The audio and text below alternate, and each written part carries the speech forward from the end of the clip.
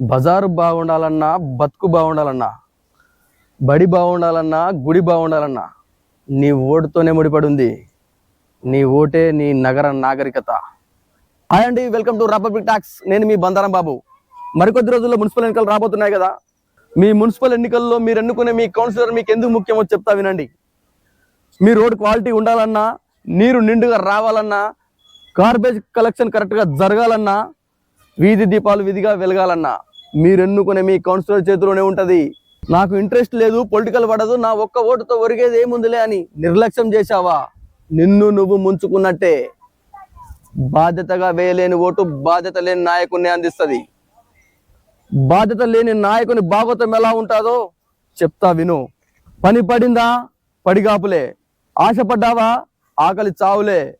ప్రశ్నించావా, పైసలు ఇయ్యలేదా, పైసలు తీసుకొని ఓటేయలేదా అనే చిన్న చూపులే మిగులుతాయి. పార్టీకో, పైసకో, మందుకో, విందుకో, కులానికో, మతానికో తొత్తుగా ఉండి జీవితాన్ని చిత్తు చేసుకోకు. జెండాలు పట్టి, దండాలు పెట్టి, గండాలు మోపే నాయకుని ఎన్నుకోకు. ఓటు నీది, నిర్ణయం నీది, భవిష్యత్తు నీది. ఫస్ట్ టైం ఓటేస్తున్న తమ్ముళ్ళు, చెల్లెళ్ళు బాధ్యతగా ఓటేయండి, భవిష్యత్తుకు బాటలేయండి. నీ భవిత నీ చేతిలోనే. జై హింద్. ఈ వీడియో కనుక మీకు ఉపయోగకరంగా అనిపిస్తే మీతో పాటు ఇతరులకు కూడా షేర్ చేయండి. మీ విలువైన అభిప్రాయాన్ని కామెంట్ రూపంలో తెలియజేయండి.